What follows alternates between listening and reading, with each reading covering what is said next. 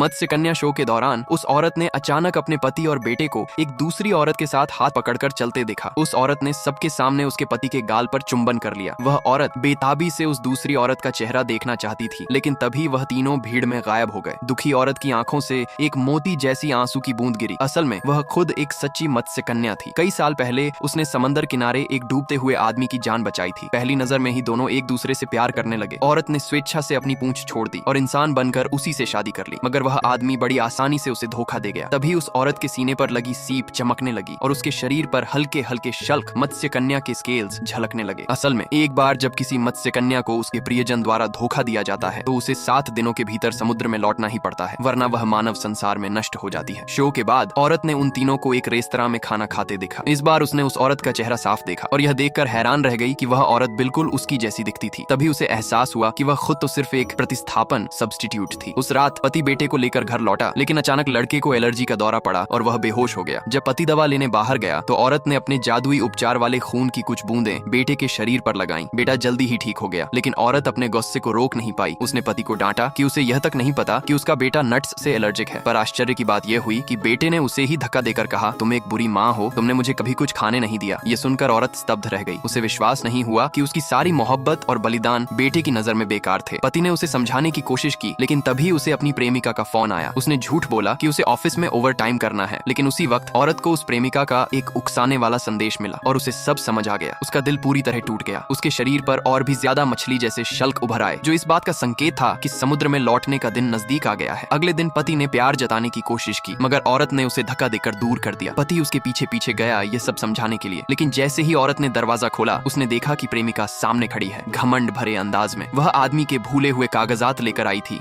और बेहयाई से उनके बीते रिश्ते की बातें करने लगी। यहाँ तक कि उस दिन जब आदमी समंदर में गिरा था वह भी उसी औरत की वजह से हुआ था। मगर इस बार मत्स्य कन्या ने कुछ नहीं कहा। उसने शांत भाव से पति को अपने बेटे की दिनचर्या का रिकॉर्ड सौंपा। उसी क्षण पति की आंखें खुल गईं और वह घबराहट में कांपने लगा।